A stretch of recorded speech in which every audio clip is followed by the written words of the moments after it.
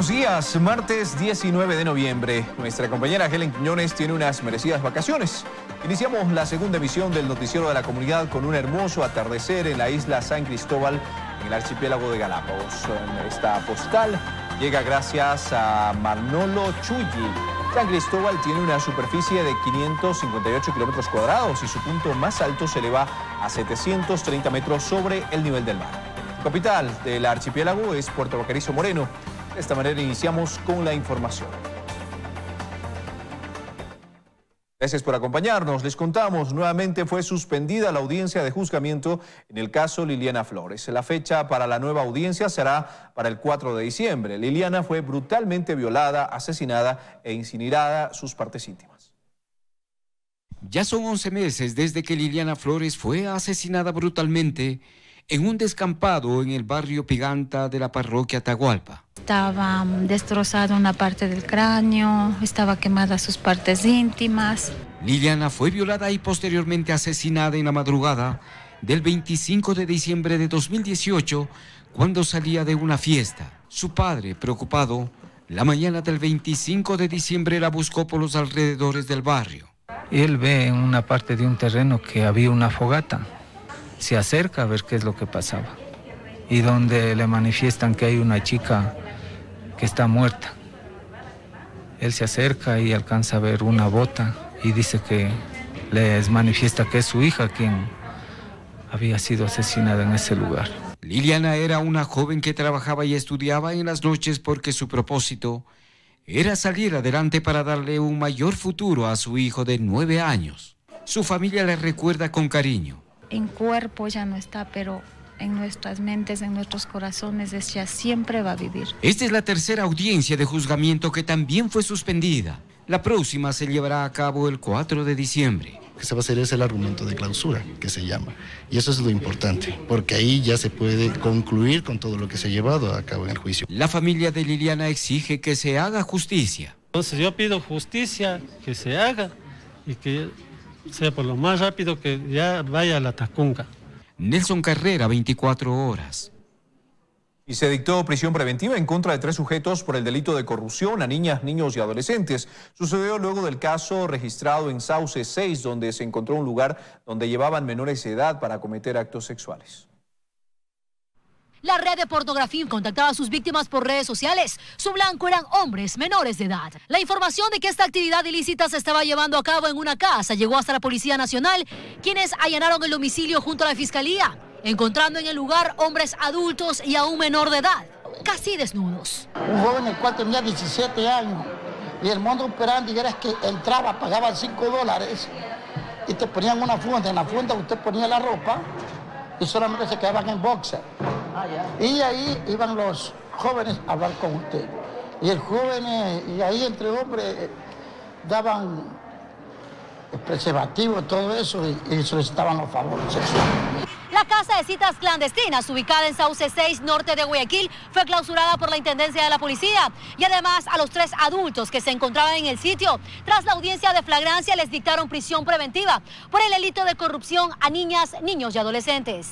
Porque exclusivamente eran jóvenes menores de edad a quien ellos llevaban para que hagan en contacto con las personas que deseaban los servicios sexuales de menores. Tomaban y conversaban y en el momento que ya estaban más los ánimos, todo eso, ahí es donde comenzaba la negociación, donde atendían a hombres para hacerse con servicios sexuales, favores sexuales con jóvenes. Inteligencia policial investiga más lugares donde se estaría llevando a cabo este delito con menores de edad. El delito de corrupción a niñas, niños y adolescentes está tipificado en el artículo 169 del Código Orgánico Integral Penal. Que da una pena de 3 a 5 años por corrupción de menores. Corrupción. Catalina García, 24 horas. Comunidades incomunicadas, colapso del sistema de agua, casas destruidas, son parte de los problemas que atraviesan por las lluvias varias comunidades en la provincia de Chimborazo.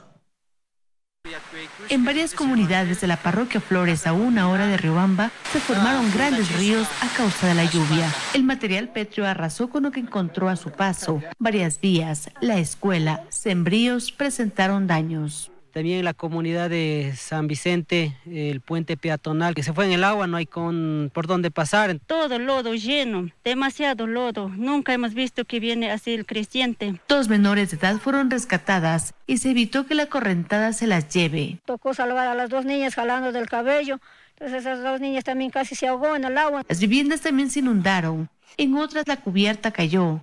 El adobe en muchas no resistió. Aquí están afectados más o menos unos 5 a 6 casas y la casa comunal también. Animales perdidos, otros cayeron al fondo de una quebrada y murieron. Sí, de los vecinos comunidades haya llevado eso.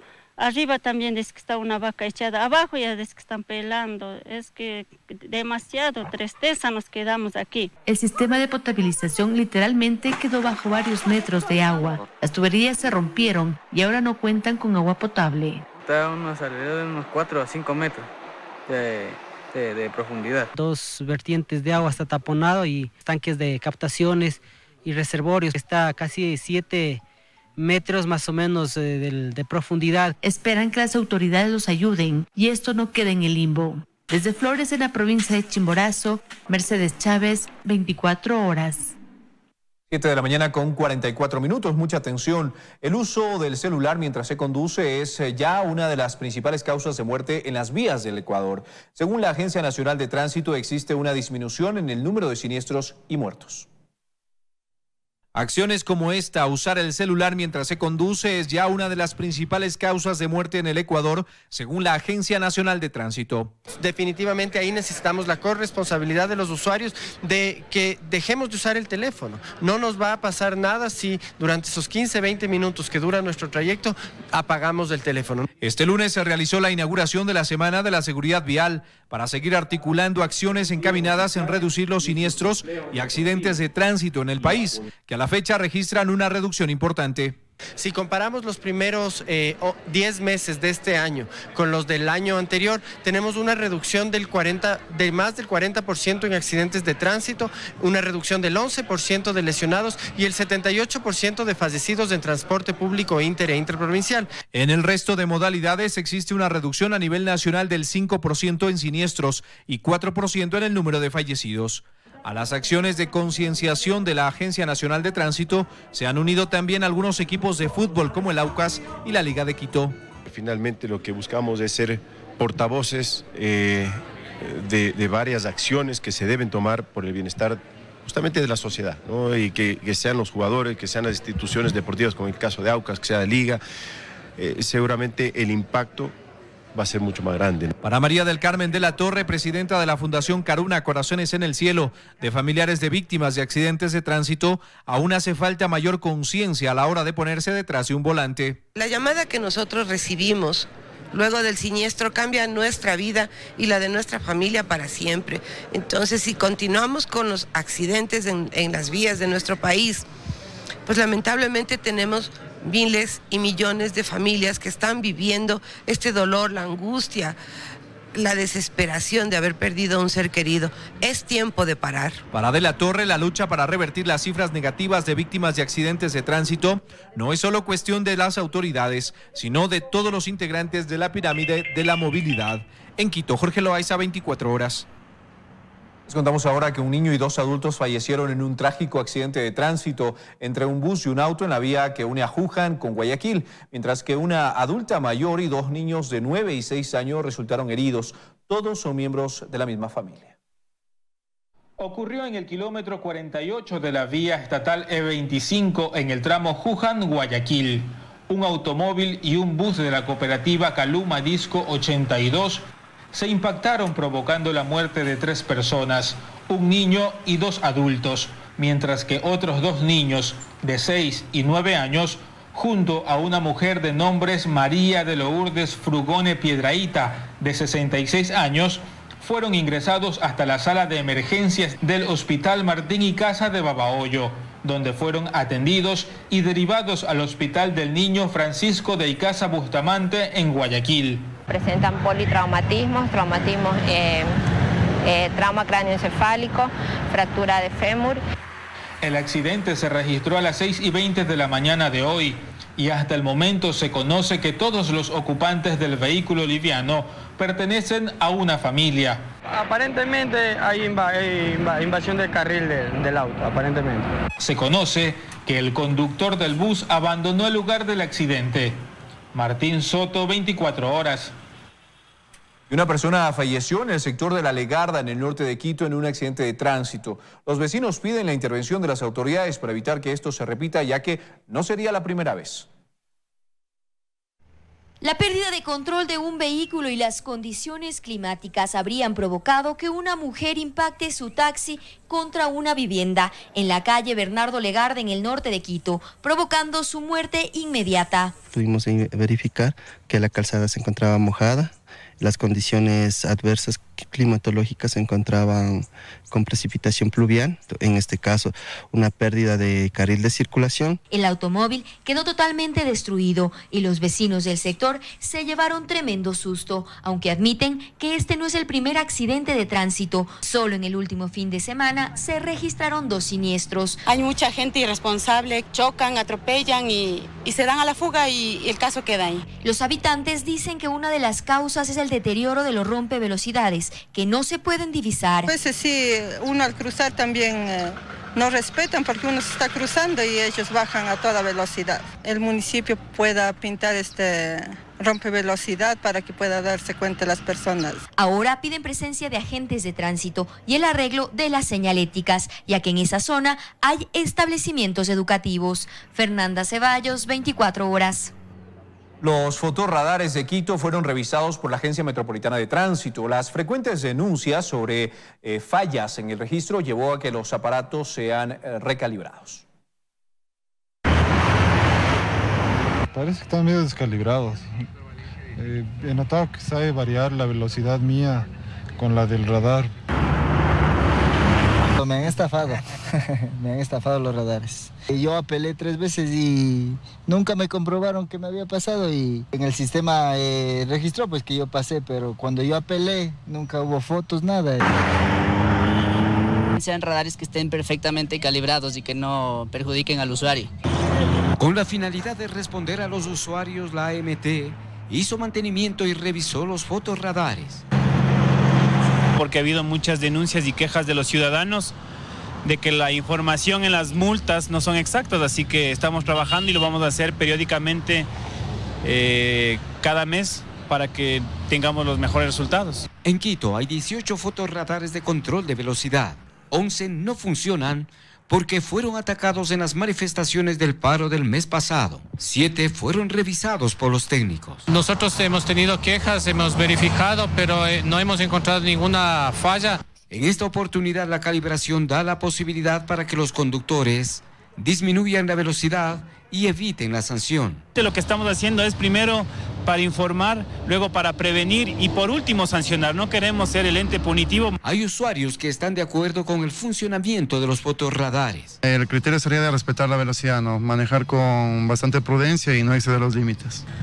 Que es una buena forma para controlar la velocidad de los conductores. Que son necesarias para que bajen la velocidad de la gente. La AMT pide a los usuarios respetar la ley de tránsito y evitar más accidentes. En Quito, Nelson Carrera, 24 horas. Con 52 minutos, comerciantes de Santa Prisca, en el centro de la capital, piden agilidad en los trabajos de repavimentación que se realizan en esta zona. Los negocios se han visto afectados. Nuestra compañera Fernanda Ceballos está en el sector. Fer, ¿cuándo empezaron estos trabajos y qué dicen los vecinos?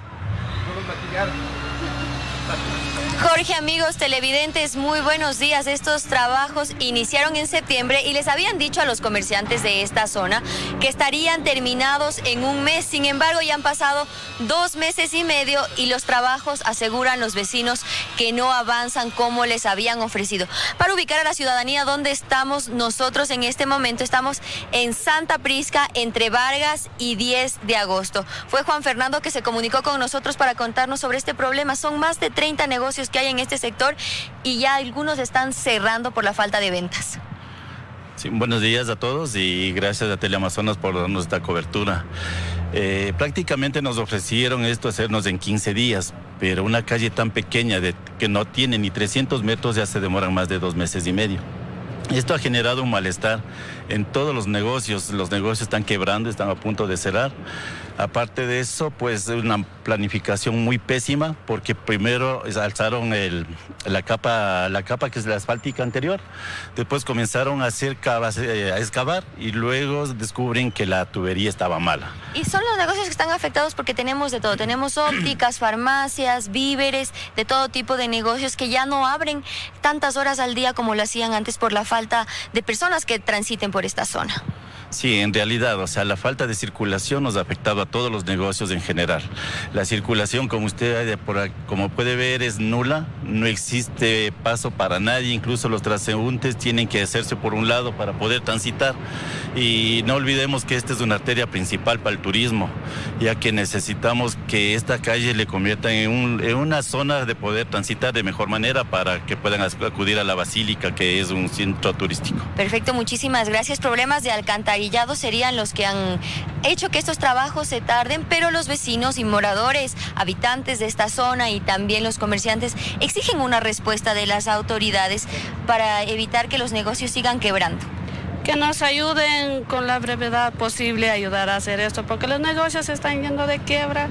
No puede ser posible que un tramo tan pequeño nos tengan más de 2 meses sin ayudarnos, porque el pata que cierran está cerrado, es peligro para los locales, porque sabemos que por aquí pasan muchas personas.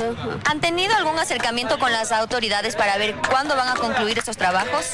Nos dicen tal vez para este mes, pero no se sabe, porque cuando ya pasaron del mes nosotros les preguntamos, nos dijeron que tal vez 45 días se tomen, pero ya no es 45, es más de 2 meses. Perfecto, muchísimas gracias. Y escuchamos, compañeros, se había ofrecido que estos trabajos culminen en primera instancia en 15 días y ya ha pasado, como yo lo decía en un inicio, 2 meses y medio y no tienen una respuesta. Los vecinos y los comerciantes están realmente preocupados porque, como ellos mismos lo dicen, las ventas han disminuido entre un 30 y un 50%. Así que hacemos un llamado a las autoridades para que tengan un acercamiento con los comerciantes del lugar y tengan una respuesta inmediata. Gracias por estar con nosotros. Son ya las 8:02. El ministro de Economía, Richard Martínez, se mostró molesto ante los asambleístas tras la decisión del Pleno de negar y archivar el proyecto de ley de crecimiento económico. Dijo que se requieren de reformas tributarias para evitar más endeudamiento y criticó que los asambleístas no den alternativas. El ministro estuvo en la asamblea explicando los términos de la Proforma 2020 que deberá ser aprobada por el legislativo en los próximos días. Martínez también habló del nuevo proyecto urgente. Richard Martínez hizo un llamado de atención a la Asamblea. Considera que al gobierno le preocupa el déficit fiscal y por eso deben tener fuentes de recurso, y esas, dicen, estaban en la ley que negaron 70 legisladores. Ya vemos hoy día el efecto también en los mercados internacionales. Me gustaría que revisen las cifras de riesgo país y el precio de los bonos del Ecuador a nivel internacional. Esas son las consecuencias. Criticó la falta de alternativas por parte de los legisladores para superar el déficit crónico que vive el país. Porque no se puede caer en el lugar común, con todo el respeto, de pedir más recursos, pero evitar que vengan más recursos por la vía impositiva. De pedir más recursos, pero evitar que corrijamos una distorsión por el lado de los subsidios. Yo no acepto que usted nos diga ahora que por culpa de la Asamblea sube el riesgo país y otros señalamientos. Mande un proyecto de 50 artículos, económico, urgente, no de 404, de 50 artículos, que sea fácil de implementar, fácil de discutir. Y precisamente sobre el nuevo proyecto, Martínez prefirió no dar muchos detalles. El objetivo es mantener esta dinámica de que las personas que más tienen sean las que más puedan aportar. El ministro acudió al legislativo a profundizar la proforma presupuestaria 2020. Allí habló de los subsidios que también han sido considerados en esta proforma y dijo que aún están tomando decisiones al respecto. Se está trabajando para buscar el mejor mecanismo de focalización. Una de las fuentes de financiamiento son los organismos multilaterales. Representan cerca de $3.000 millones, $2.700 específicamente. La gerente del Banco Central Fiscal dijo que aspiran en esta reforma que existe un crecimiento del 0,6% en la economía para el siguiente año. La comisión seguirá recibiendo comparecencias durante esta semana, pues espera aprobar el informe para este viernes 22 de noviembre y con eso pasar la responsabilidad al Pleno de la Asamblea para que apruebe u observe esta proforma presupuestaria 2020 que será prorrogada por elecciones hasta el 2021. En Quito, Andrea Samaniego, 24 horas. El riesgo país se disparó a 1.011 puntos, según analistas. Responde al rechazo y archivo del proyecto de ley de crecimiento económico. Aseguran que la mejor opción para aprobar un nuevo proyecto es presentar un documento que contenga únicamente un enfoque tributario, como ha anticipado el presidente. Si bien algunos consideran que el movimiento de este domingo en la Asamblea responde únicamente a intereses políticos, estos dos analistas coinciden en que también hubo errores en el planteamiento del proyecto. En primer lugar, no debió haber ido tantas cosas que necesitaban estudiarse a fondo y que no eran esencial para el día de hoy. Y terminó jugando en contra del gobierno porque había algunas cosas de buenas iniciativas que se fueron perdiendo en esta aprobación o de proyecto de ley de la forma que ellos enviaron y que al final terminó en negativa, ¿no? Por esto precisamente califican como la mejor opción al anuncio de enviar un nuevo proyecto únicamente con enfoque tributario. ¿No? Yo creo que es lo más sensato. Si quieres cobrar más impuestos y quieres cobrar más impuestos a los ricos, sí, haz una ley entonces de impuestos para los ricos. Y es que el gobierno tiene el tiempo en contra, sobre todo para cumplir con los acuerdos con el Fondo Monetario Internacional. El organismo tiene pendiente el desembolso de $500 millones.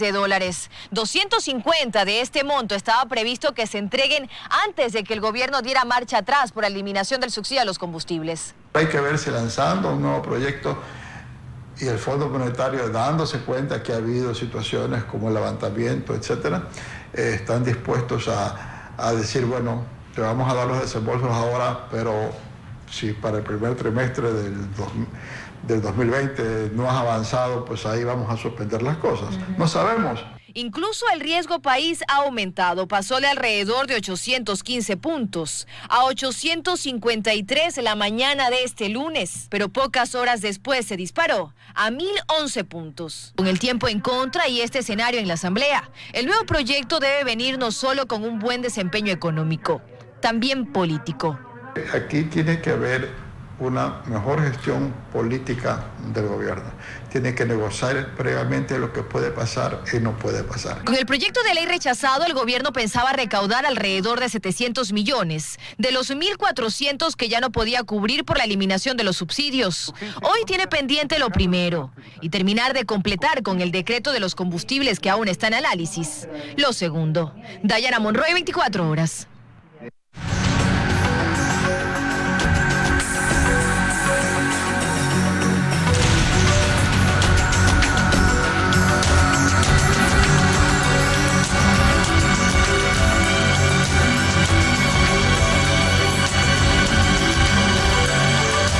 El sistema penitenciario del país fue declarado este año en emergencia debido a una ola de violencia. Sin embargo, esa no es la única realidad. En su interior también hay quienes buscan alcanzar una verdadera rehabilitación. Estudian, elaboran artesanías, bailan, producen programas de radio y televisión. No se despeguen de nuestra sintonía. Todo para que su mente encuentre la libertad que su cuerpo perdió.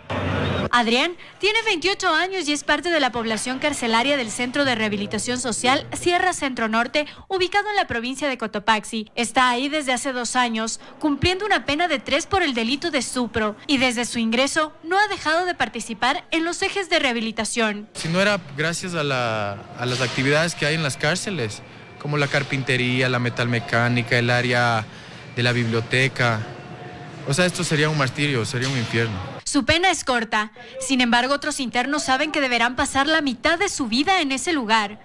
Sus sentencias superan los 20 años, en muchos casos por haber sido mulas del narcotráfico. Esa es la realidad de muchas de las jóvenes que forman parte de los programas de radio y televisión que se producen en la cárcel. También hay quienes se desenvuelven en talleres laborales como carpintería y metalmecánica. Ellos dicen que buscan sentirse productivos en medio del encierro. Y a la vez que perdemos la libertad, también nos convertimos en una carga para nuestras familias. Entonces, al ingresar a los talleres, nos creamos otra expectativa en nuestras familias de cómo generar recursos. Y hay otros que decidieron cambiar el delito por el estudio, así como Marco, quien fue sentenciado por robo y hoy cursa el primer año de bachillerato. Hay que pagar a la sociedad los errores que no se cometen. Nosotros queremos cambiar. El 50% de la población carcelaria de este centro de rehabilitación social está vinculado al eje educativo. Ellos cursan primaria, secundaria, tercer nivel e incluso estudian maestrías. Mientras tanto, en el Centro de Rehabilitación Social de Bahía de Caracas son apenas 47 los internos que cursan algún nivel de educación. Allí la población penitenciaria es de 387 aproximadamente y en su mayoría se desempeñan en el eje laboral. Cristian, por ejemplo, es uno de los 200 privados de libertad a nivel nacional que forma parte del programa de empleo que desarrolla la Fatoría, empresa que entrega la alimentación en las cárceles. Él recibe una remuneración por prestar sus servicios. El dinero es entregado a sus familiares, mientras otros de sus compañeros, en cambio, se desarrollan en talleres para elaborar artesanías. Regresar a este lugar, pues, ya no, ya puse los pies sobre la tierra ya. Como siempre lo sé decir mi lema, libertad. Ellos son solo algunos de los ejemplos de quienes buscan una segunda oportunidad. Con cámara de David de la Torre, Belén Merizalde, 24 horas. Gracias por estar con nosotros. Seguimos informando en 24 horas. Les contamos que las candidatas a Reina de San Francisco de Quito recibieron el cariño de los niños que son atendidos en el Centro Terapéutico Aprendiendo a Vivir. El centro es el proyecto emblemático de la Fundación Reina de Quito. La nueva soberana tendrá que continuar con esta labor. Las 12 candidatas a Reina de San Francisco de Quito visitaron a los niños que son atendidos en la Fundación Reina de Quito a través del proyecto Aprendiendo a Vivir. Me gusta mucho que la Fundación nos enseñe mucho a cómo cuidarlos, de aprender a tenerlos ellos de una manera más inclusiva en nuestra comunidad. Sin duda, nos llenan de alegría, pero más que nosotros ayudarles a ellos, ellos nos enseñan a nosotros a valorar lo que tenemos. Y estamos realmente alegres las 12 candidatas de estar aquí presentes. Se trata del centro terapéutico donde se realizan trabajos con niños con síndrome de Down desde los 2 meses de nacidos. Actualmente 100 menores son beneficiados. La verdad estamos ahorita viendo la atención temprana porque es muy importante para nuestros niños pequeñitos para que ellos puedan aprender a sostenerse por sí mismos. Algo muy gratificante, algo que realmente me llena el corazón, ver la labor de la Fundación. Así que es algo que en realidad lo debemos promover, compartir para que vean todo lo que se hace acá. La directora de la Fundación Reina de Quito, Sofía Arteta, destaca que las candidatas tienen varias actividades, pero que esta es la más importante porque les permite conocer el proyecto emblemático de la Fundación. Que ellos conozcan a fondo el trabajo que nosotros hacemos y que nos estamos concentrando. Después de esto tenemos una charla con varias reinas que están aquí, varias ex reinas, para despejar algunas dudas que ellas tienen, para darles consejos también. La actual reina, Daniela Almeida, asegura que con autogestión se lleva a cabo los proyectos de la Fundación. Una de ellas será la ganadora y trabajará de la mano con la Fundación Reina de Quito y sin lugar a dudas sacará algún proyecto adelante a favor de los niños con síndrome de Down, justamente para buscar la educación inclusiva. Por ahora está todo listo para la elección de la Reina de San Francisco de Quito. El 28 de noviembre en el Teatro Bolívar a las 20 horas por Teleamazonas. Helen Quiñones, 24 horas. Les contamos que la comunidad de divulgadores del conocimiento científico y ancestral CUNA realizó este fin de semana el primer show de comedia científica Micrófono Loco. Este evento premió la creatividad y el humor para contar la ciencia en un escenario público. Valeria Ponguillo, educomunicadora, fue la ganadora del certamen con un monólogo sobre una reseña histórica del uso del licor en la cultura popular y la salud pública durante el siglo XVIII. Micrófono Loco contó con el auspicio de la Secretaría de Cultura del municipio de Quito, la Embajada de España en Ecuador, entre otras instituciones.